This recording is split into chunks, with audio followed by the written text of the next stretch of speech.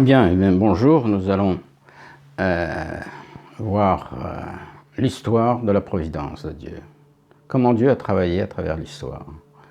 On pense que l'histoire est faite n'importe comment, mais vous allez voir que en fait c'est bien précis. Dieu a un plan bien précis, un peu comme un médecin qui veut, il faut prendre des médicaments à tel moment. Donc on va voir cette histoire de la providence qui est assez extraordinaire. Donc, comme il a été dit, à la fois dans le Coran et dans la Bible, à un moment donné, on va avoir une révélation, on va comprendre ce qui se passe, en fonction de notre croissance aussi, intérieure, extérieure.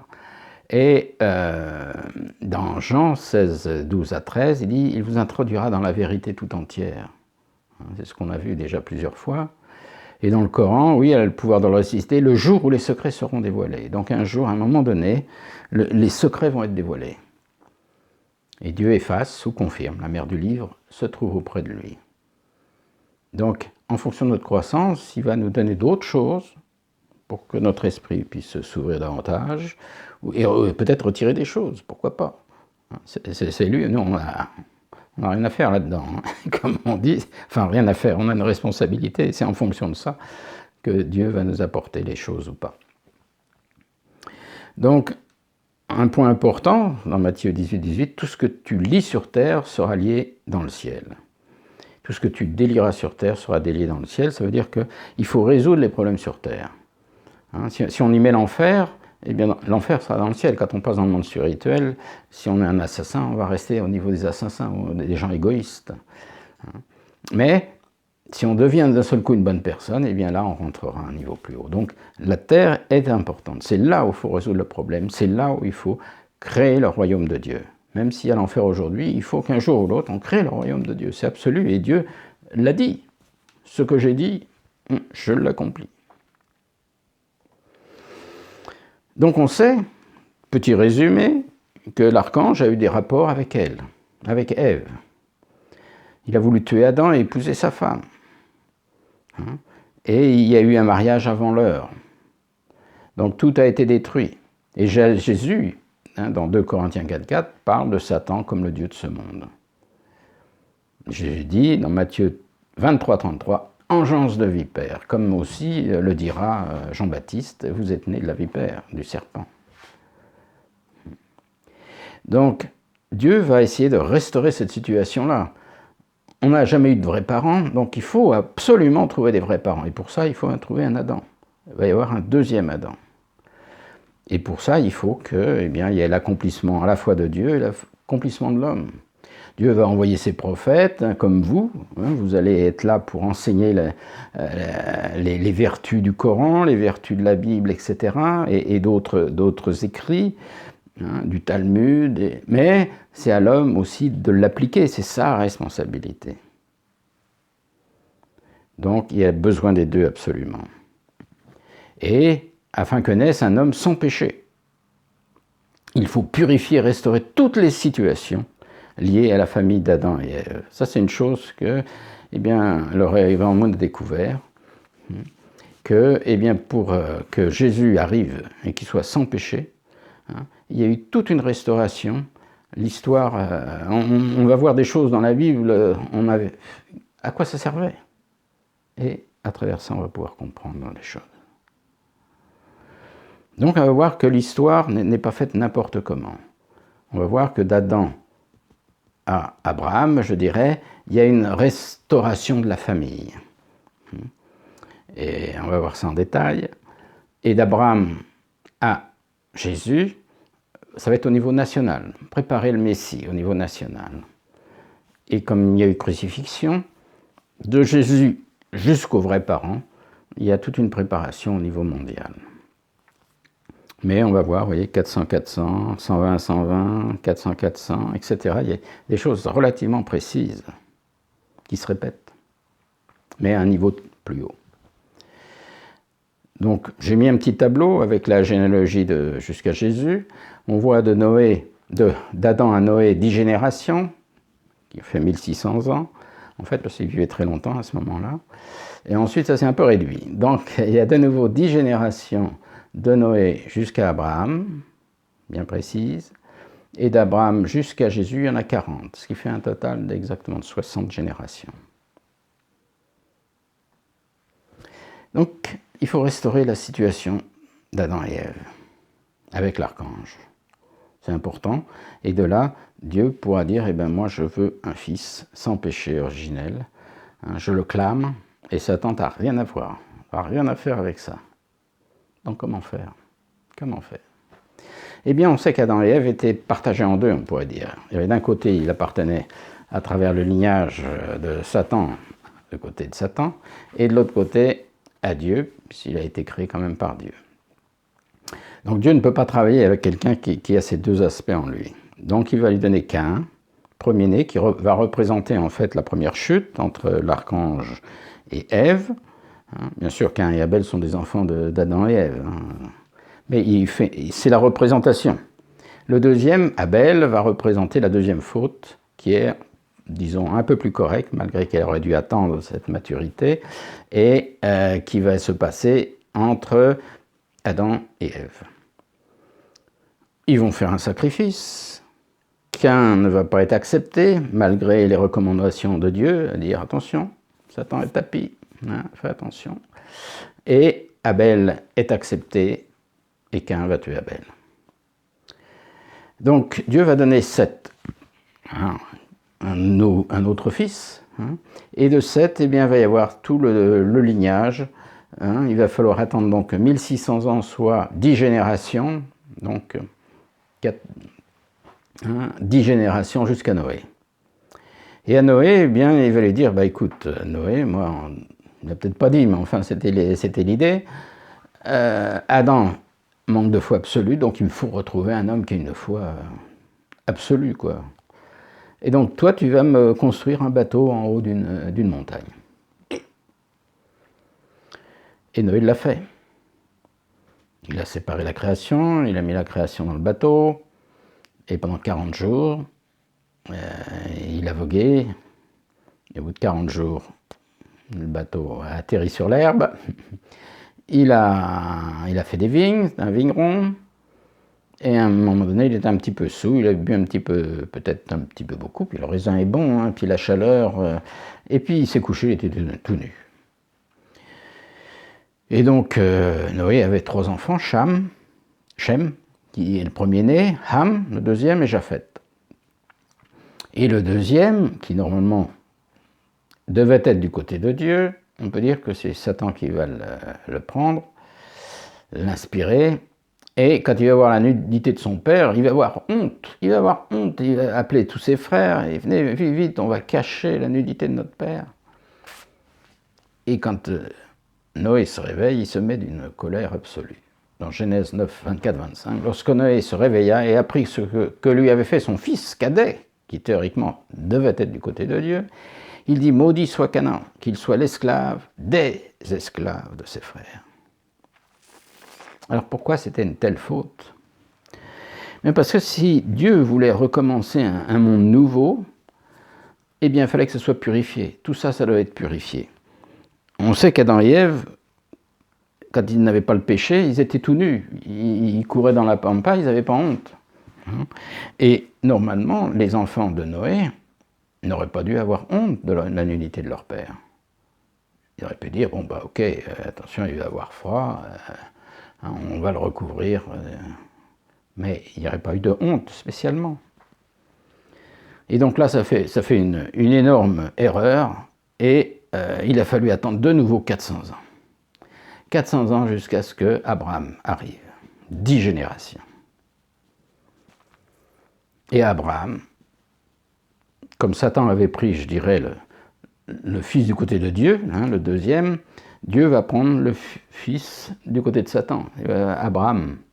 Abraham dont le père est marchand d'idoles. Donc, Abraham va partir, sortir et aller. Le but, c'est qu'il commence à créer une nation. Mais Dieu voulait qu'il refasse toutes les situations. Il fallait qu'il sépare la création. Donc il va lui demander, allez, coupe-moi un bœuf, coupe-moi des agneaux, coupe-moi des oiseaux. Et Abraham fait tout, mais un manque de foi. un manque de foi, il ne coupe pas les oiseaux. Waouh! Alors comme c'est les oiseaux, hein, Dieu va se mettre en colère, parce qu'il oublie de couper les oiseaux. Et l'Éternel dit à Abraham, sache que tes descendants seront étrangers dans un pays qui ne sera point à eux, ils y seront asservis, on les opprimera pendant 400 ans. Waouh! C'est dur, mais c'était lui qui portait le futur de toutes les nations. Il avait un rôle primordial. On peut dire qu'il marchait sur le fil du rasoir. Il ne fallait pas qu'il se trompe. C'est là le rôle du Messie. Donc, restauration de la première famille. Il fallait restaurer la foi en premier. Comme Noé, il a demandé à Noé, mais il a demandé aussi à Abraham. Et donc il va aller plus loin, puisque c'est la troisième tentative, il donne encore une chance. Ok, eh ben, tu vas tuer ton fils, Isaac. Alors pour les musulmans, c'est Ismaël, bien sûr, mais pour les chrétiens, c'est Isaac.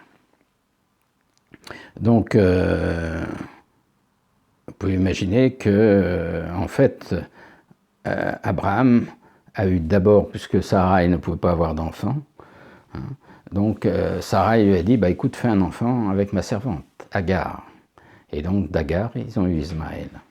Et 13 ans plus tard, c'est là des anges sont venus et ont dit à Sarah, tu vas enfanter. Et ça va donner Isaac. Oui, Isaac.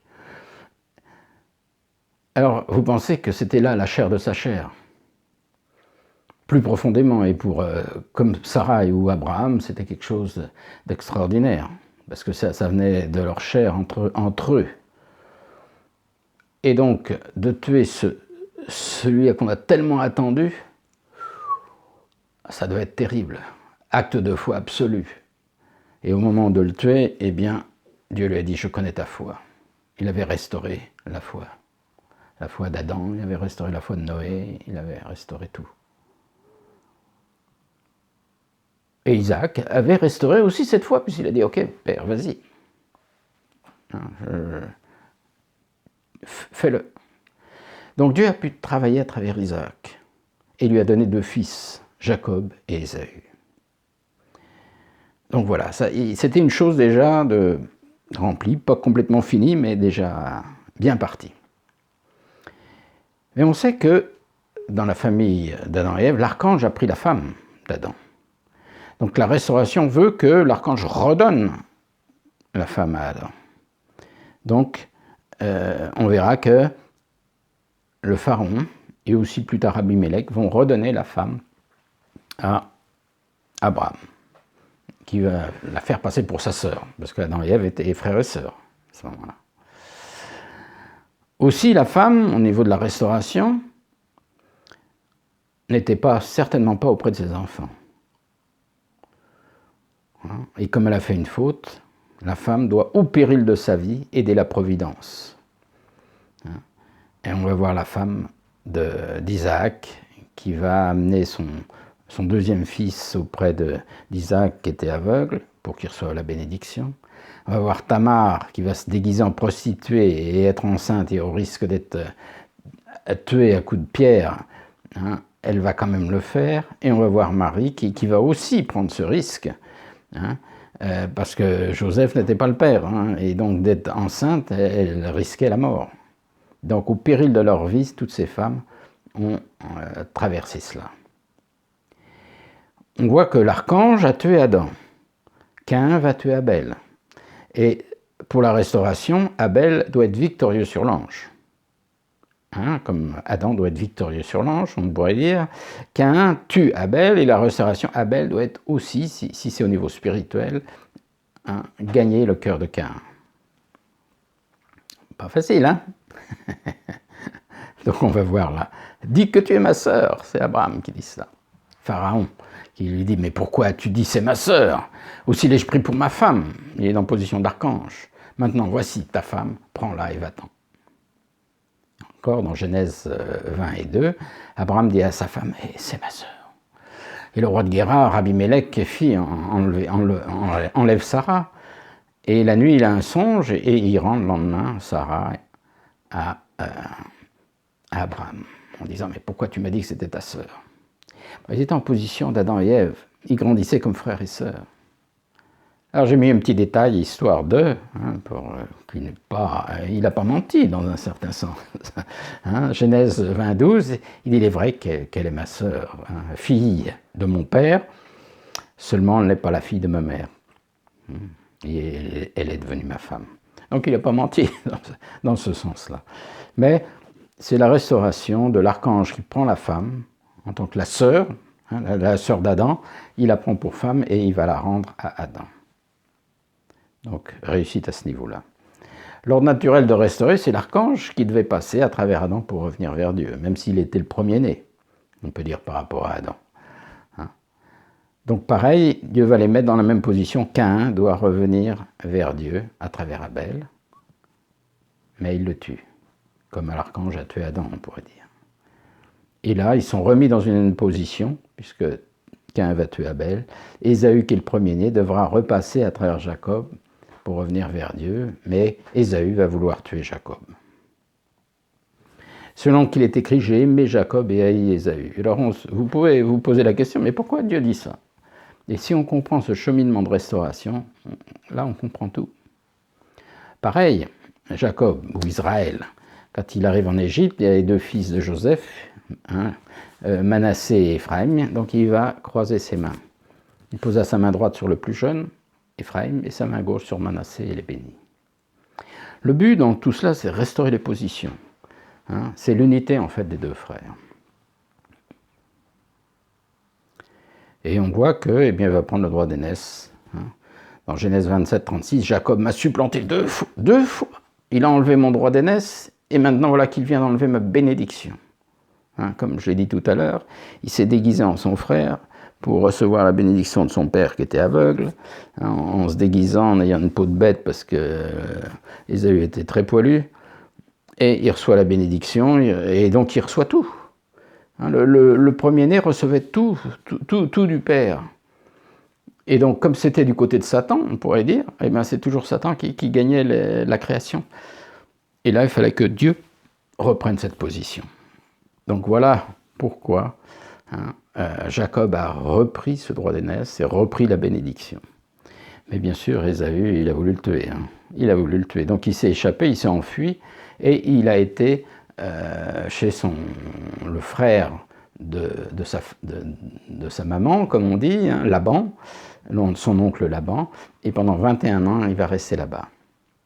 21 ans, donc on va voir, Jacob, 29-18, Jacob aimait Rachel, c'était la deuxième fille, et il dit « Je te servirai 7 ans pour Rachel, la fille cadette ».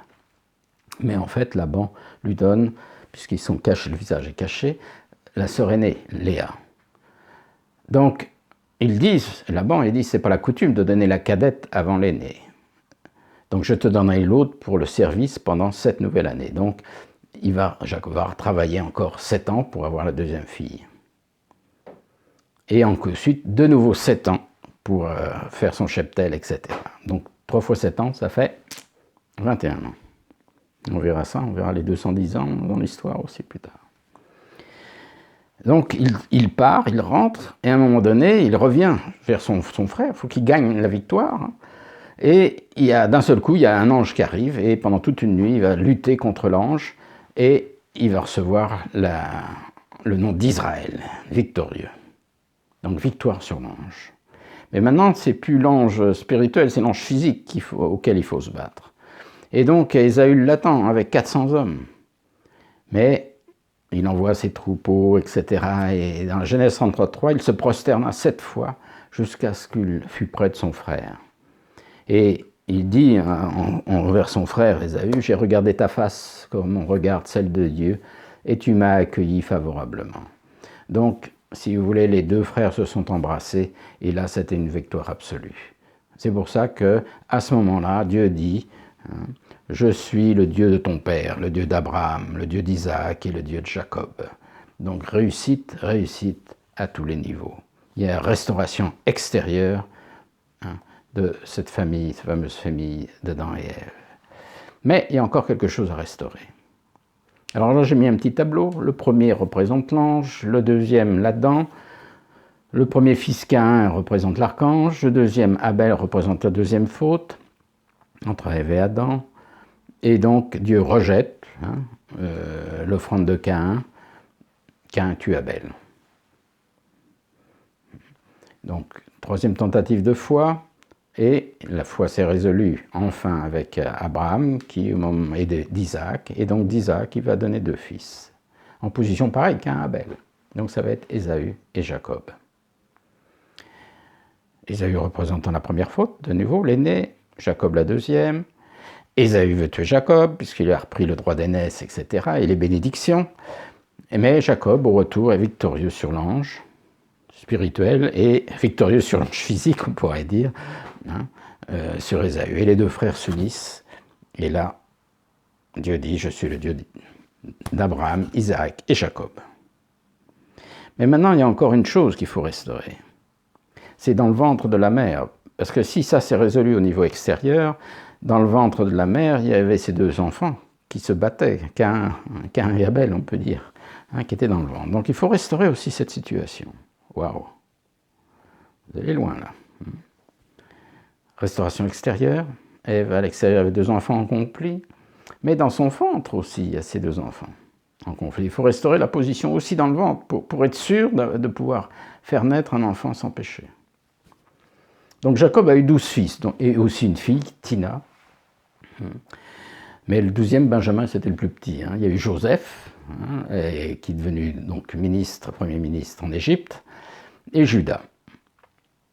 Donc, à un moment donné, parce que c'était le chouchou, Joseph était le chouchou, donc ils veulent le tuer, et à un moment donné, ils le jettent dans un puits, et le frère Ruben dit « Non, ne le tuez pas ».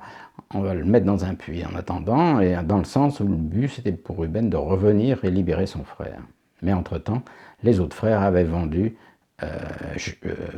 Joseph aux Ismaélites. Alors qu'ils voulaient le tuer. Et donc Judas a dit non, il vaut mieux le vendre. Et donc voilà.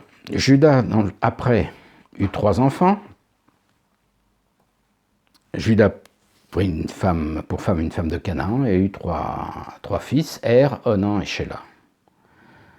Er épousa Tamar, mais qui était un homme très méchant, et donc on dit dans la Bible, Dieu le fit tuer. Onan, puisque une fois que le fils aîné est décédé, la femme va au second fils, mais le deuxième, il jette son sperme, et Dieu le fait mourir. Et Shéla est beaucoup trop jeune. Et puis à la fois, le père a peur. Ça fait déjà 2 fils, si je la remarie avec le 3e, est-ce que mon petit ne va pas mourir? Donc il n'y avait plus de descendants pour Judas. Et donc, la femme de Judas meurt entre-temps, et donc Tamar va se déguiser en prostituée, va avoir une relation avec Judas, et de là va naître Zéra et Pérez. Donc, Pérez, il va sortir le bras, et hop, c'est le fils aîné normalement. Et ils attachent un fil rouge pour être sûr que c'est le premier-né. Mais malheureusement, son bras va rentrer, c'est Pérez, le deuxième, qui va sortir. Donc, restauration de position dans le ventre même de Tamar. Et ce qui va faire que, les choses... Dieu va pouvoir à un moment donné dire « celui-là, je le veux, il sera sans péché originel, et Satan t'y touche pas ». Mais malheureusement, il faut attendre les 400 ans. Dieu l'avait dit, il y a 400 ans d'esclavage en Égypte, jusqu'à ce que Moïse arrive. Moïse va libérer, au bout de 430 ans, le jour même, toutes les armées de l'Éternel sortirent d'Égypte. En fait, il avait déjà fait aussi 40 ans avant, puisque il a dû s'enfuir. Il avait tué un Égyptien. Donc ils sont partis, ils ont fait tout traverser, ils devaient traverser à travers le pays des Philistins en 21 jours, mais Dieu a eu peur, parce que les Philistins c'était des géants. Vous connaissez David et Goliath, c'était que des géants, et il avait trop peur que le peuple revienne en Égypte. Donc il leur a fait traverser la mer Rouge. Ils ont été au mont Sinaï, c'est là où il y a eu les tables de la loi. Et puis, tant bien que mal, ils sont arrivés vers Canaan. Donc Dieu demande à une personne de chaque tribu, espionne Canaan. Ils reviennent après ces 40 jours. Et à part Josué et Caleb qui sont d'accord, ils disent mais Dieu est avec nous, il n'y a pas de souci. Les autres ont une peur dingue. Ils disent ce sont des géants, fils d'Anak, nous étions comme des sauterelles à côté d'eux. Et on sait que la bataille entre David et Goliath c'était un géant. Donc ils ont eu tous un manque de foi, tout au moins 10 sur les 12. Et Dieu se met en colère. Dans Nombre 14, 32, 34, vos cadavres à vous tomberont dans le désert et vos enfants paîtront 40 années dans le désert et porteront la peine de vos infidélités jusqu'à ce que vos cadavres soient tombés dans le désert. De même, vous avez mis 40 jours à explorer le pays, vous porterez la peine de vos iniquités 40 années, une année pour chaque jour. Donc ça veut dire quoi? Ça veut dire que tous ceux qui sont sortis d'Égypte, eh bien ils sont morts. Par contre, la nouvelle génération qui sont nés dans le désert, c'est eux qui vont rentrer dans Canaan, avec Josué et Caleb. Parce que même Moïse n'aura pas le droit de rentrer dans Canaan à cause d'une faute qu'il a commise. Donc, là, il rentre dans Canaan et il va y avoir pendant 400 ans la période des juges, où il y aura à la fois des grands prêtres, des juges et des rois dans chaque tribu. Mais à un moment donné, ils se disent on veut un roi. Là, c'est les 12 tribus. Donc, ils vont s'installer. Ruben, Gad et Manassé vont être de l'autre partie du Jourdain. Par contre, les autres sont dans Canaan même. Et ça va durer 400 ans, mais au bout de cela, eh bien, le peuple dira, nous, on veut un roi global. Et il faut que tu bénisses Saul. Saul va être roi pendant 40 ans, David pendant 40 ans, Salomon pendant 40 ans. 40, 3 fois 40, ça fait 120. Mais Saul n'obéit pas aux ordres de Dieu, que Dieu avait donnés à travers Samuel. Donc, il va être remplacé par David, qui, on le sait, est un musicien, va apaiser le cœur de Saul qui avait beaucoup de mal de crâne énorme, et il va tuer Goliath, il va devenir le grand chef des armées, mais Saul va vouloir tuer plusieurs fois David, et Saul va mourir à un moment donné lors d'une bataille, et David va reprendre le flambeau. Donc David va bâtir le temple, mais ne va pas bâtir le temple, alors que Dieu lui avait demandé, et il va envoyer le mari d'un de ses vaillants soldats qui s'appelait Uri, se faire tuer sous les remparts d'une ville, afin d'épouser sa femme, Bathsheba, qu'il avait fait enlever auparavant. Et de cette union va naître en fait Salomon. Salomon, donc à bout de 40 ans, Salomon va prendre le pouvoir, il va bâtir le temple, mais il va finir par adorer les idoles, car il avait 700 femmes et 300 concubines. Donc Dieu est très en colère, Et il dit, je déchirerai ton royaume, je vais arracher le royaume de la main de Salomon et te donnerai 10 tribus à Jéroboam, qui était encore le serviteur de Salomon et qui a dû s'enfuir. Mais j'ôterai le royaume de la main de son fils et je t'en donnerai 10 tribus. Et alors que le fils va avoir, donc je te donnerai Israël au nord. Donc Jéroboam va avoir, c'était le serviteur de Salomon, va avoir 10 tribus, et Roboam, le fils de Salomon, va avoir 2 tribus, qu'on appelait les tribus de Juda. Mais bien, les peuples vont devenir de plus en plus pourris, je dirais, les rois d'Israël au nord. Il n'y a pas eu un seul roi juste sur les 19. Et c'est pour ça que Dieu a envoyé Élisée, Élie, Élisée, Jonas, Amos, Osée, mais le peuple ne s'est pas repenti. Donc il a permis aux Assyriens d'envahir le nord. Par contre, dans le royaume de Juda, au sud, eh bien, il y a eu beaucoup de rois qui étaient justes, mais les derniers ont été gagnés par l'idolâtrie et la corruption au nord. Donc, Dieu a permis au roi Nabuchodonosor de capturer le roi Joachim et les prophètes comme Daniel et Ézéchiel et de les emmener. Et 70 ans après, il y a le roi Cyrus qui envahit Babylone et libère, le roi de Perse, libère les Israélites en 3 groupes. Et Dieu va lui donner une inspiration qu'il puisse reconstruire le temple, et il leur redonne tous les produits qui ont été, je dirais, volés à ce moment-là.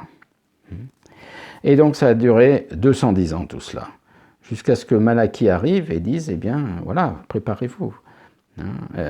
Élie doit revenir avant que n'arrive, voilà, je vais vous envoyer Élie, le prophète, avant que n'arrive le jour de Yahvé grand et redoutable. Et dans Malachie 3, 23. Donc préparation pour la venue de Jésus. Jésus arrive, et on sait l'histoire de Jésus. La bonne nouvelle, enfin, c'est le Coran qui le dit, le Messie Jésus, fils de Marie. Et oui, il en est de Jésus comme d'Adam auprès de Dieu, mais on n'a pas vu de Ève. Et comme le Coran dit, nous lui avons montré les 2 voies, mais il ne s'engagea pas dans la voie ascendante. Et dans la Bible, on voit, il y a à la fois le Seigneur de gloire et aussi à la fois le Seigneur de souffrance. Lequel vous allez choisir? Dans Isaïe 9,5, on dit, on l'appellera Père éternel, Prince de la paix, et une paix sans fin sur le trône de David.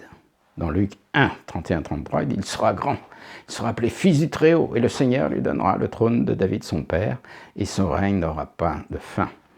Et donc, au temps de Jésus, bien c'est sûr, il y avait beaucoup qui attendaient la venue, mais en espérant qu'il prenne le trône physiquement. Et puis, d'un seul coup, il y a aussi, si on regarde bien la Bible, il y a le Seigneur de souffrance. Dans Isaïe, ce même Isaïe, en 53, qui dit « Ce sont nos souffrances qu'il a portées.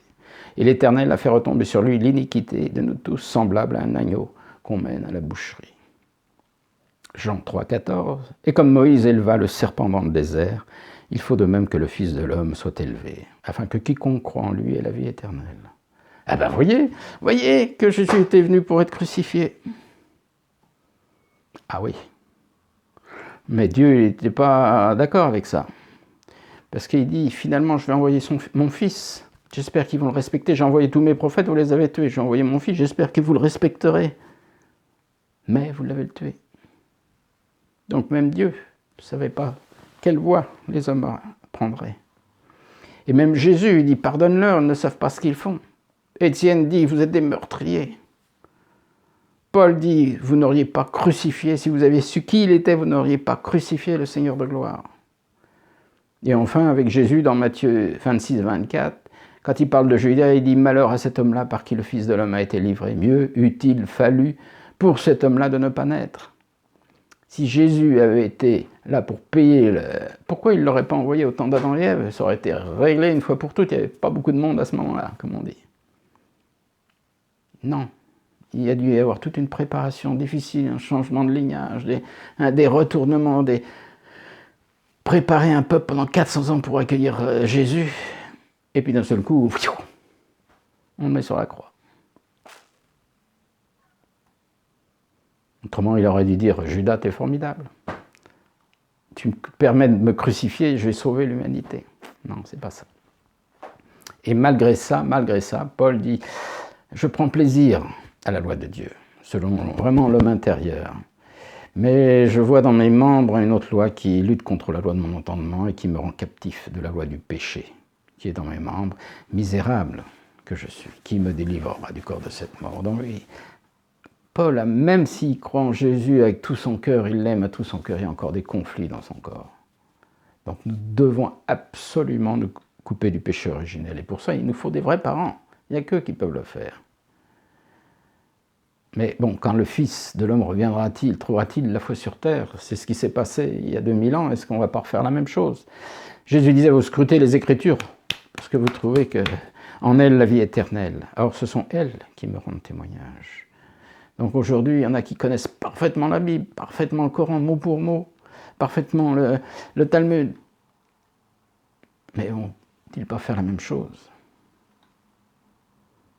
Pour ça, je demande un esprit beaucoup plus ouvert. Si je prends le tableau que j'avais donné déjà, la providence de la résurrection par les esprits, Hein. Il est vrai qu'Élie doit venir d'abord. Alors il était monté au ciel, et puis il est redescendu. Et puis Jésus dit, mais attends, Jean-Baptiste, c'est Élie. Hein. D'ailleurs, les disciples voient Moïse et Élie qui parlent avec Jésus. Hein. Et Élie, c'est Jean-Baptiste. Jean-Baptiste et Élie. C'est le retour d'Élie. Alors quand le Messie va revenir, il aura un nouveau nom. Déjà Jésus ne s'appelait pas Adam. Il avait un nouveau nom. Il s'appelait Emmanuel. Jésus. Alors quand le Christ va revenir, c'est pareil, Élie, il ne s'appelait pas Élie, Jean-Baptiste ne s'appelait pas Élie, il s'appelait Jean-Baptiste. Donc quand le Christ revient, il va avoir un nouveau nom. Pareil, il ne s'appellera pas Jésus, il aura un nouveau nom. Mais l'Esprit de Jésus sera avec lui. On pourrait dire qu'il sera, comme Jean-Baptiste est l'incarnation d'Élie, eh bien on pourrait dire que le Seigneur du second avènement va être l'incarnation de Jésus. Donc le but, c'est de retrouver un nouvel Adam, à l'image parfaite de Dieu, une nouvelle Ève à l'image parfaite de Dieu, la féminité de Dieu, pour avoir des vrais enfants et libérer l'humanité. Ils devraient grandir non pas jusqu'au paradis, seuls les couples rentrent dans le royaume de Dieu. Et Jésus au début disait, le royaume de Dieu est proche, mais comme il a été crucifié, il a pu dire au voleur de droite, tu vas rentrer avec moi au paradis. Donc c'est pour ça que Jésus dit, je reviens, parce que je dois finir d'accomplir ma mission. Pas d'Adam, pas d'Ève.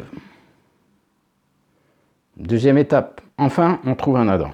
Dieu est heureux, il trouve Adam, il trouve Jésus. Mais pas de Ève, crucifié avant. Donc tout le monde part, tout le monde s'en va, après la crucifixion.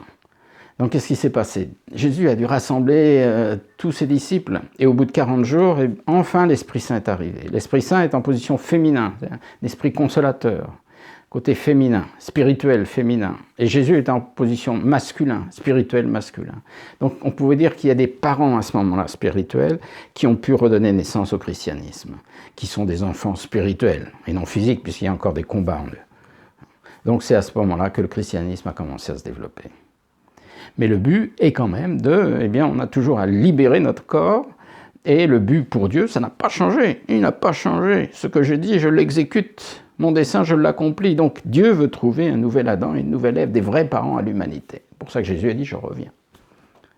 Mais ça peut être comme Élie et Jean-Baptiste. Jésus va revenir. Donc quel est le but des religions? C'est de préparer l'humanité en fonction de leur culture, à se reconnecter avec l'amour de Dieu, à ce que l'homme développe son cœur et accueille les vrais parents pour une transformation de son lignage de souffrance en un lignage céleste. Parce que Dieu n'a qu'un seul désir, retrouver enfin chacun de ses enfants et pouvoir les embrasser. Donc on voit toute l'évolution de l'homme. À un moment donné, l'homme était en dessous de la création. C'est pour ça qu'il offrait des choses plus pures qu'eux, des objets, des animaux, des fruits. Et après, il a pu rentrer dans la partie des principes. Il y a eu les 10 commandements. Et là, on disait, tu ne connais pas l'adultère, œil pour œil, dent pour dent, etc. Donc, une nouvelle évolution. Quand Jésus est apparu, hop, tout homme qui regarde une femme pour la convoiter a déjà commis un adultère avec elle dans son cœur. Matthieu 5,49, vous avez appris qu'il a été dit, tu aimeras ton prochain et tu détesteras ton ennemi. Et moi je vous dis, aimez vos ennemis et bénissez ceux qui vous maudissent. Faites le bien à ceux qui vous détestent et priez pour ceux qui vous maltraitent et qui vous persécutent, afin d'être les fils de votre Père Céleste. Donc évolution au niveau du cœur. Et dans le Coran, on dit chaque échéance a son terme. Dans le Coran 3 à 4, il fit descendre la Torah, l'Évangile, auparavant, en tant que guide pour les gens, et il a fait descendre le discernement, le Coran. Donc, évolution de l'humanité. Alors, quand cela va-t-il se passer? Eh bien, à partir de Jésus, on voit qu'il y a eu tout un cheminement. Il y a eu 400 ans de persécution sous l'Empire romain aussi. Donc, en 313, en fait, Constantin Ier, saint fondateur dans l'Empire chrétien, qui est né en fait en Serbie, a reçu la révélation en 312 exactement, avant la bataille au pont de Milvius, et Constantin avait reçu en songe la jonction d'adopter un signe chrétien sur les boucliers de ses soldats, afin de remporter la victoire. Et il a remporté la victoire. Donc ça a été à Constantinople, on pourrait dire, le premier empereur chrétien. Et en fait, en Rome, en 392, il y a Théodose, le christianisme devient la religion officielle de l'Empire romain et interdit les autres cultes. Donc vous voyez, quand je dis 400, 392, Saint Augustin arrive et il parle de la cité de Dieu. Et là, on a une période encore qui est à peu près de 400 ans, jusqu'à l'an 800, Charlemagne, 800, 400 et 400, c'est 800. Hein. Et dans cette période, eh bien, il y a des points à Rome, Constantinople, Antioche, Jérusalem, Alexandrie, un peu comme les 12 tribus d'Israël, mais au niveau du christianisme. Donc, tout va bien. Charlemagne arrive, comme au temps du Saul, David et Salomon. Et il y a l'Empire chrétien qui va durer 120 ans. Comme avec Saul, David, Salomon, ça durait 3 fois 40 ans, 120 ans. Et bien là, ça va durer 120 ans avec les 3 fils. Mais les 3 fils vont diviser le royaume. Au lieu de nord et sud, ça va être est-ouest. Il y a le royaume de Charles le Chauve, royaume de Lothaire, royaume de Louis le Germain, ça va être vite mis en deux avec le Saint-Empire romain germanique, qui était plus du côté Abel, du côté de Dieu, et le royaume de France, qui est plus ce côté un peu Cain, si je peux m'exprimer comme cela. Et pendant 400 ans, il va y avoir ces conflits. Ensuite, eh bien, pendant 210 ans, pareil, pour X raisons, il va y avoir l'exil, il n'y aura pas de lien agréable entre les empereurs et puis le pape, et donc le pape va être exilé. Et ça va durer 210 ans. Il y a 210 ans de captivité d'Israël et retour, là il va y avoir 210 ans d'exil du pape et son retour. Le roi de France, Philippe le Bel, fit enfermer le pape Boniface VIII. Mais c'est qu'en 1309 qu'il força le pape Clément V à se transférer la papauté à Avignon pendant 70 ans. Donc, allez, ça y est, comme les Assyriens et les Babyloniens. Et en 1377, Grégoire XI ramène la papauté à Rome. Mais, à sa mort, Urbain VI est élu à Rome, mais les Français élisent le pape Clément VII à Avignon. Donc il y a 2 papes. Et c'est seulement en 1409, à Pise, que les cardinaux des 2 côtés se mettent d'accord pour éliminer les 2 papes et élire Clément V. Mais les 2 autres refusent. Donc il y a 3 papes. Et de 1414 à 1418, il y a le concile de Constance qui destitue vraiment les 3 papes. Et ils élisent Martin V. C'est la fin du schisme. Mais le concile désire constituer une monarchie constitutionnelle, mais en fait qui échoua.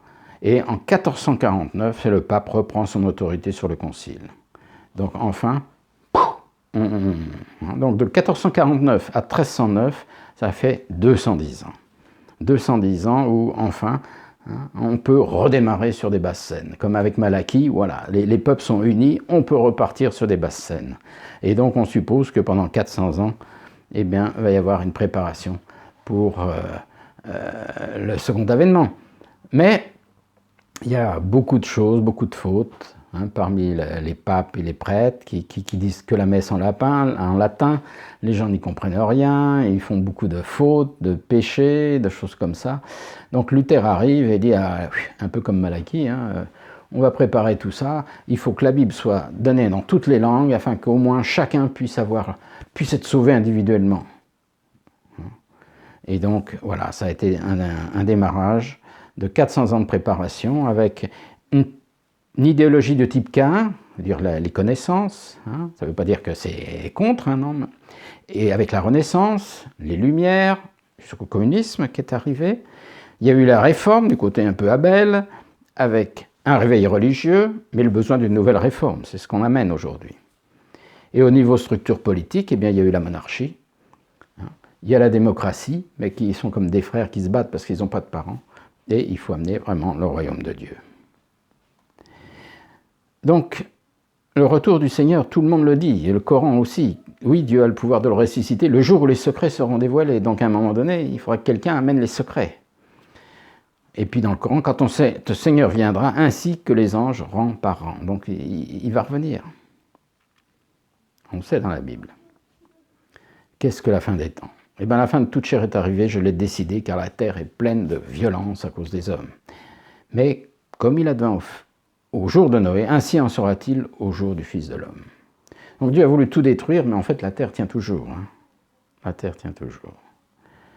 Et donc cette fin des temps qui fait peur à tout le monde, hein, on voit dans Matthieu 24-29, c'est Joseph qui dit, il a eu un songe, il dit, le soleil s'obscurcira, la lune ne donnera plus sa lumière, les étoiles tomberont du ciel et la puissance des cieux seront vraiment ébranlées.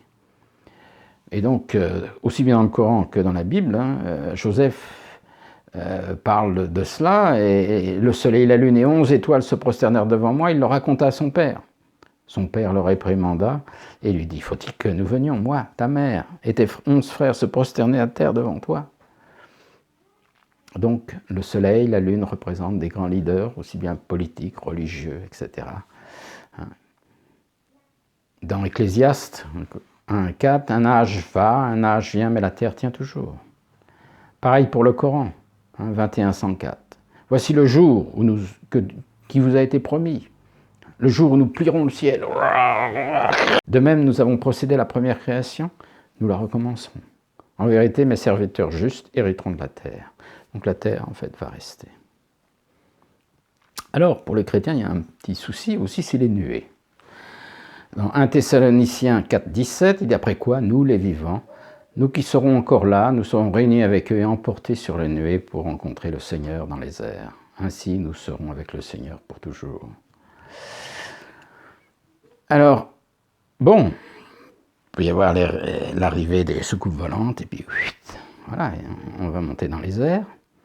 Et puis, il y a une autre version, hein, au temps de Jésus, par exemple, dans Daniel, qui dit « Voici, sur les nuées des cieux arriva quelqu'un de semblable à un fils de l'homme. » Ah, donc ils ont vu Jésus arriver dans les nuées. Mais il est né de Marie. Hein. Et encore, dans la Bible, Jean 3.13, personne n'est monté au ciel, hormis celui qui est descendu du ciel, le Fils de l'homme qui vient d'être crucifié, donc est monté au ciel. Mais Jésus n'est pas descendu du ciel, qu'est-ce que vous racontez? Il est né de Marie, d'accord. Un petit passage qui peut éclairer les choses, c'est dans Révélation 17.15. Les eaux que tu as vues sur lesquelles la prostituée est assise, ce sont des peuples, des foules, des nations et des langues. Donc les eaux dans la Bible représentent le monde déchu, les eaux sur lesquelles la prostituée est assise, bas spirituellement. Mais l'eau qui s'évapore et se purifie. Donc, on peut dire que c'est les gens, les nuages, ce sont les hommes qui sont purifiés spirituellement. Ils se sont purifiés spirituellement. La terre représente l'eau, représente le monde profane. Le ciel représente le monde saint et glorieux. Donc Jésus est venu avec ses nuées. C'était ses disciples. Ils étaient beaucoup plus élevés spirituellement. Et Jésus, qui était élevé spirituellement, on peut dire qu'il descendait du ciel, il descendait sur la terre, dans ce monde sale, un monde bas spirituellement, et il est monté au ciel. Donc, voilà, à la fin des temps, eh bien, peut-être au milieu de vous, vous avez des gens qui font partie des nuées, qui sont avec le Messie, qui sont partie des nuées. Qu'est-ce que la fin des temps? C'est la fin du monde du mal pour que le monde du bien arrive. Où ça va être plus facile de faire les choses bonnes que les choses mauvaises. Et donc, toutes les religions vont pouvoir se développer jusqu'à arriver dans l'amour de Dieu. Et c'est un travail de tous ensemble. De tous ensemble. Alors là, j'ai fait un petit tableau pour résumer, pas dans les principes, mais ça permet de voir un peu plus clair les choses. Adam et Ève en haut, eh bien, n'ont pas réussi, donc il faut régler le problème sur Terre. Tout ce qui est lié sur Terre doit être... Et donc, Dieu va susciter Noé, va susciter Abraham, on l'a vu, d'Abraham va avoir 2 fils, Isaac et Ismaël. Et Ismaël, comme je vous l'ai dit, était le premier-né. Sarai ne pouvait pas avoir d'enfant, donc Sarai a dit à Abraham, bah, écoute, fais un enfant avec Agar, la servante. Et donc Ismaël est né. Et 13 ans plus tard, ça a été Isaac qui est né. Donc Ismaël a continué, on sait qu'il a été chassé, parce qu'au début, Agar étant enceinte, eh bien, elle a pris de haut la femme de Sarai, et Sarai a dit, allez, je te chasse. Mais un ange est apparu à Agar, il lui dit, reviens, repens-toi, etc. Et elle est restée, ils sont restés en fait 13 ans, plus de 13 ans, tout au moins je parle jusqu'à la naissance d'Isaac. Et on connaît l'histoire, je vous en ai parlé de toute l'histoire d'Isaac à Jésus. Mais au niveau d'Ismaël, eh bien, Abraham a continué d'aller voir Ismaël. Il a été voir un jour Ismaël, il n'était pas là, mais il y avait la première femme, qui était une Yéménite, et cette première femme n'accueille pas Abraham comme il faut. Donc Abraham dit, bah écoute, quand Ismaël revient, tu dis qu'il faut vraiment qu'il change le pas de sa porte. Donc la femme le dit, et puis c'était Amalek, une Yéménite, et eh bien Ismaël la renvoie, la répudie. Il se marie avec une autre Yéménite aussi, Jerume, et Abraham va revoir son fils, Ismaël, donc il y avait des bonnes relations entre les deux. Et pareil, il n'était pas là, mais elle l'accueille, elle dit bah, viens, rentre, etc. Et Abraham dit bah, malheureusement, je ne peux pas, il faut que je retourne, mais tu diras à Ismaël qu'il garde vraiment le pas de sa porte. Et donc, quand Ismaël vient, il lui dit, et puis bah, il a gardé sa femme. Bon, après il y a eu d'autres femmes. Mais bon, c'est cela. Et dans l'histoire, eh bien, Ésaü s'est marié aussi avec une Ismaélite, comme Moïse s'est marié aussi avec une Ismaélite. Donc les relations étaient bonnes.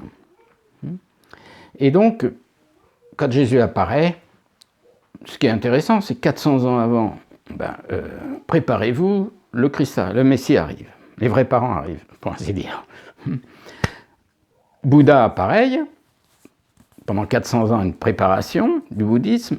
Confucius, pareil, pendant 400 ans, une préparation. Et on peut dire Socrate, on peut dire au niveau extérieur aussi. Tout ça, c'était des réflexions de préparation intérieure. Soyez parfaits. Préparez-vous à être parfaits parce qu'il va y avoir les bénédictions. Préparez-vous, devenez parfaits. Le bouddhisme enseigne, comme Confucius aussi, Socrate, de réfléchir aussi, etc. Mais quand le Messie arrive, qu'est-ce qu'il aurait fait? Il se serait très vite uni avec les Ismaélites, et très vite, avec Rome, qui avait été préparée avec ses routes énormes, eh bien, il aurait vite gagné le bout du monde, aurait touché le bouddhisme, le confucianisme, etc. Et très vite, ils auraient fait un changement de lignage du monde entier. Malheureusement, il a été crucifié. Et donc, toutes ces religions qui avaient un prophète, on peut dire, qui avait un guide, un avertisseur, eh bien, on continuait automatiquement. Mais leur but, c'était de travailler ensemble avec le Messie, pour restaurer chacun leur communauté. Les connaissant bien, ils avaient plus de facilité. Donc, toutes ces religions ont continué. Les Hébreux, le bouddhisme, etc., le christianisme. Mais il n'y avait qu'un endroit où c'était les Arabes qui croyaient à toutes sortes d'idoles, à la Mecque. Et donc, Dieu, à un moment, leur dit, écoute, je vais t'envoyer Mahomet, et qui reçoit les révélations du Coran par l'ange Gabriel. Et il dit, pour que tu avertisses un peuple auquel nul avertisseur n'est encore venu avant toi. Nul avertisseur. Et c'est sûr, les autres ont eu des avertisseurs, mais eux, jamais. Donc lui, enfin, le peuple d'Ismaël avait un avertisseur. Et il dit, si nous l'avions révélé à quelqu'un d'autre, eh bien, vous ne l'auriez pas cru. Alors, ils avaient eu tout, les chrétiens, le zoroastrisme, le peuple juif, tout ça, et ils n'ont pas cru. Donc, Mohammed est arrivé. Il est né en 570, il était orphelin de père, et sa mère est décédée quelque temps après l'accouchement. Il a été recueilli par son grand-père et puis après par son oncle, Abou Talib, qui était un commerçant aisé et renommé. Et la famille paternelle donc, de Mohammed appartenait au clan hachémite de la tribu des Koraïchites qui s'occupait du culte religieux de la Kaaba et à la Mecque. Mais tout ça, ça tombait en déclin, je dirais. Et la famille de sa mère était à Yatrib, Médine. Donc beaucoup de choses vont se passer entre ces deux villes en fait. Et 40 ans après, en 610, l'archange Jibril, ou l'archange Gabriel pour les chrétiens, il lui révèle le Coran. Et il dit pour que tu avertisses un peuple auquel nul avertisseur n'était venu avant toi. Donc enfin, vous avez un avertisseur. Les autres ont un avertisseur, mais vous allez avoir un avertisseur aussi. Et si nous l'avions révélé à un étranger, que celui-ci l'ait lu devant eux, ils n'auraient pas cru. Et en effet, les Arabes avaient refusé, comme je vous ai dit, le judaïsme, le christianisme et le zoroastrisme des empires voisins.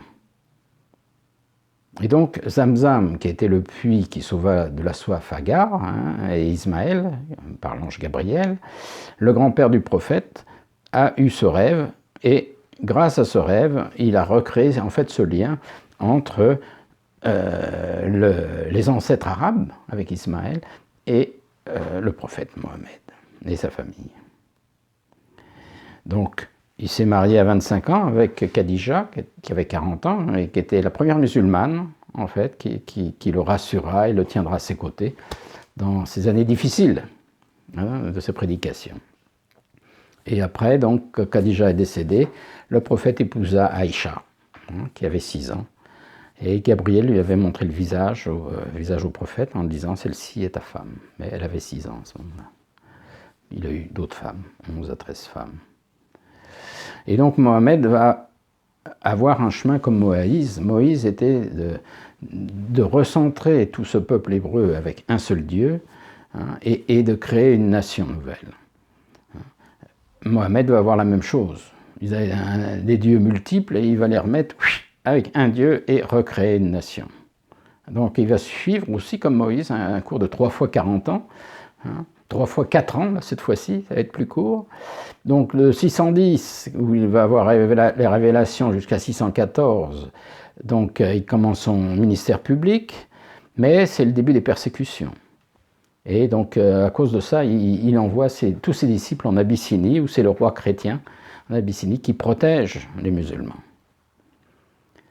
Donc échec. Deuxième cours de 4 ans. Le rejet de sa propre tribu, plus un boycottage de son clan par une opposition des Mécois qui était encore plus intense. Il y a la mort à la fin de Khadija et de son épouse, et aussi d'Abou Talib, qui était son protecteur. Troisième cours de 4 ans, il y a eu les premiers convertis de Médine, Yatrib, et il y a eu l'hégire en 622, soit l'émigration. Donc après, en 624, il y a une victoire sur Badr. Il y a eu peu de morts parce que c'était des tribus assez restreintes. En 625, il perd à Uhud, mais Mohammed est blessé. Mais en 627, il y a une bataille importante, ce qu'on appelle la bataille des tranchées ou du fossé, où il y a eu plus de 1000 morts. Mais c'est qu'en 630, où ils sont rentrés à la Mecque et sans verser le moindre sang. Et là, ils ont détruit tous les idoles. Et donc on peut dire que toute l'Arabie était sous contrôle au décès de Mohammed en 632. Donc voilà, le but, enfin, tout le monde avait son guide et son avertisseur.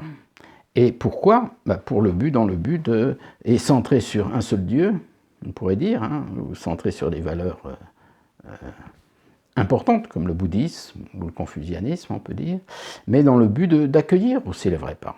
D'accueillir les vrais parents. Comme là, ils auraient dû accueillir les vrais parents. Donc, Isaïe, voici la jeune fille deviendra enceinte, elle enfantera un fils et elle lui donnera le nom d'Emmanuel. Donc ça, c'est au temps de Jésus. Dans Apocalypse 12,5, la femme mit au monde un enfant mâle. Ah, on voit aussi qu'un enfant va naître. La Bible, Apocalypse 19,12, et inscrit sur lui un nom qu'il est seul à connaître. Donc je vous en avais parlé déjà. Est-ce qu'il va s'appeler Jésus ? Non. Il est seul, ce sera un nouveau nom. une nouvelle Jérusalem.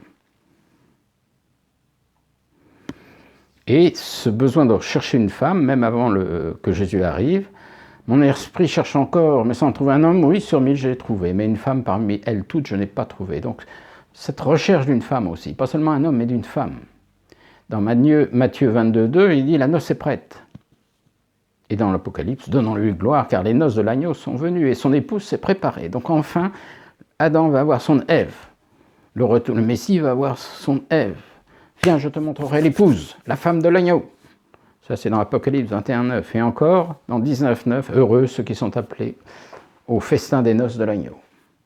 Donc, il va y avoir mariage concret, il va y avoir des vrais parents concrètement, qui vont avoir une vraie lignée et qui vont pouvoir libérer l'humanité du corps de cette mort, comme on dit. Et d'où ça va venir? Eh bien, ça va venir de l'Orient. Alors, par rapport au peuple hébreu, bien sûr, l'Orient, c'est pas l'Amérique, hein, c'est un petit peu plus à l'est. Et donc, il y a 3 pays, il y a la Chine, le Japon et la Corée. Alors, pareil, est-ce que Dieu a préparé 400 ans un peuple pour qu'il l'accueille? Il n'allait pas l'envoyer dans un pays où il serait coupé la tête immédiatement, mais un bon pays préparé. Et donc, est-ce qu'il l'aurait envoyé dans la Chine? Non, parce que c'était communiste. Est-ce qu'il l'aurait envoyé au Japon? Ben non, c'était fasciste. Et un culte à la déesse du soleil Amaterasu Mikami, et un culte Shinto qui était imposé aux Coréens pendant 40 ans. Et donc il n'y avait plus qu'un seul pays, c'était la Corée. Japon envahisseur, Chine envahisseur, et Corée qui a subi tous les outrages des batailles, sans jamais attaquer. Qui a été divisée nord-sud, comme côté Cain et côté Abel. Et la Corée, un petit peu d'histoire. De 1905 à 1945, il y a eu 40 ans de souffrance sous l'Empire japonais. Ça ressemble aux 400 ans, où là les chrétiens étaient envoyés, mis dans les églises, et on brûlait les églises. Les femmes venaient de la chair à pâté, la chair à soldats. Donc beaucoup de souffrance de ce peuple. Comme le peuple hébreu a souffert beaucoup, eh bien, eux ont énormément souffert. Et c'était la ligne de front entre Dieu et Satan, comme je vous ai montré, du nord et du sud, un peu comme Cain et Abel. Et pendant 500 ans, la Corée a attendu ardemment le Messie, dans les livres de prophétie de Shongamnok, au XIVe siècle. Donc il est écrit la venue du Messie. C'est une langue révélée, le coréen est une langue révélée, et beaucoup de révélations aussi en Corée, comme la Corée étant le centre du salut du monde. Donc il y a de nombreuses religions aussi, et c'est un pays qui a toujours vénéré la vertu, la loyauté, la piété filiale et la chasteté. Et donc depuis les temps anciens, ils n'ont vénéré qu'un seul Dieu. Donc un pays vraiment préparé. En plus, Pyongyang, qui est maintenant en Corée du Nord, s'appelait la Jérusalem de l'Est. Jérusalem. Donc qui pourrait nous faire découvrir une telle vérité? Qui est Dieu? Quel est son but, son plan pour restaurer l'humanité, pour reconnecter au lignage céleste? Aider l'homme à surmonter ses barrières raciales, religieuses, amener le monde de paix définitif. Eh bien, ce sont les vrais parents. Les vrais parents, Sun Myung Moon et Ak Ja-nan Moon, qui ont le mariage de l'agneau, eh bien, s'est fait en 1960, où ils ont reçu cette bénédiction de Dieu. Quand il avait 16 ans, en 1935, Jésus lui est apparu et lui a demandé de finir d'accomplir la mission qu'il avait commencée il y a 2000 ans. Donc au début ça a été difficile, il ne voulait pas, et puis il a fini d'accepter. Donc il y a eu une relation absolue entre deux, un peu comme Élie et Jean-Baptiste. Le retour de Jean-Baptiste et le retour d'Élie, eh bien le révérend Moon était le retour de Jésus, de même. Et un travail extraordinaire, tout cela a été mis en détail dans le principe divin, c'est un livre, donc je vous conseille absolument de le lire. Moi je vous ai apporté une vue assez large, mais un petit peu complète, mais quand même on peut aller beaucoup plus profondément là-dedans. Il a fait un livre, Ma vie au service de la paix, où il dit c'est vivre pour l'intérêt général, vivre pour les autres. Le propre de la vraie vie, c'est de renoncer à ses désirs personnels pour l'intérêt général. Cette vérité, tous les grands guides religieux du passé et du présent, en Orient et en Occident, l'ont professé. Donc il a beaucoup souffert, il a été 6 fois en prison, il a été torturé jusqu'à la mort, et il a été envoyé dans les prisons de Gangnam aussi, c'est un camp de concentration où il portait des sacs de chaux, et bien souvent les gens mouraient au bout de 6 mois. Et 75% des détenus y trouveront la mort. Lui, il a tenu quasiment 3 ans. En août 1950, il y a eu les bombardements, les bombardiers américains, et il a été libéré, il s'est enfui, il est retourné à Pyongyang pour retrouver ses disciples, puisque pourquoi il avait été envoyé au camp de concentration, c'est parce que les gens étaient jaloux, tous les hommes religieux étaient jaloux du révérend Moon qui avait de plus en plus de personnes, et donc qui l'ont trahi dans un sens avec les communistes, et les communistes ont pu l'emmener au camp de Gangnam. Donc là, il s'enfuit de nouveau dans le sud, on voit tout le tracé, et il a construit la première, on le voit là, portant un homme blessé à la jambe, et il est descendu avec lui, soit en vélo, soit sur le dos, du nord jusqu'au sud. Il a construit sa première église, et ensuite il a créé la Fédération des familles pour la paix, Fédération pour la paix universelle, Fédération des familles pour la paix, Fédération des jeunes pour la paix, etc. Il a construit des universités, là, à Bridgeport aux États-Unis, en Corée. Il a développé des médias avec le Seikai Nippo au Japon et le News World aux États-Unis pour une lutte idéologique contre le communisme qu'il a gagné, et beaucoup d'autres revues de presse. Il a développé le sport, on le voit là avec des équipes pour la paix. Il a développé l'art, puisqu'on doit toucher vraiment tous les aspects de la vie. Avec les petits anges, on le voit avec Eisenhower en 1965. Il a créé des activités économiques avec le développement aussi de l'industrie électronique en Corée, des technologies de pointe aussi en Allemagne, etc. Développer la pêche, parce que c'est ça qui peut nourrir les hommes, avec les constructions de bateaux. Au niveau politique, rencontre avec Gorbatchev, où il lui a demandé de changer son attitude, aussi de libérer la Russie. C'est ce qui a été fait. Et il y a eu une excellente relation entre les deux hommes. J'étais en Suisse lorsque Gorbatchev était aussi aux Nations Unies, et il a rencontré une dame qui était avec le révérend Moon, et il s'est retourné, il est retourné, il dit comment va le révérend Moon, etc. Il a demandé des... Et aussi avec Kim Il-sung, qui se dit vrai parent au nord, comme il y a les vrais parents au sud, mais il y a une excellente unité entre deux. Il l'a rencontré tous les ans, eh bien, Kim Il-sung envoyait des cadeaux au révérend Moon lors de son anniversaire. Et il a dit à son fils, eh bien, s'il y a quelqu'un à qui tu peux croire, c'est un révérend Moon. Les autres, c'est pas la peine. Donc, en 91. Il a développé aussi toutes les... là, c'était le deuxième concile religieux, mais il a développé beaucoup les conciles religieux. Et là, il était avec le grand moufti de Syrie. Et vous voyez, tous les leaders religieux lors d'une bénédiction. Et c'est l'unité des religions pour travailler ensemble pour résoudre le problème de l'humanité. Et donc, le point principal, c'est la bénédiction. Se couper du péché, libérer l'homme du péché originel et créer des couples nouveaux. Seuls les vrais parents peuvent couper le péché originel qui est dans l'homme. Donc voilà, je vous remercie. Nous avons vu quelque chose d'extrêmement important et j'espère que vous avez pu emmagasiner tout ça.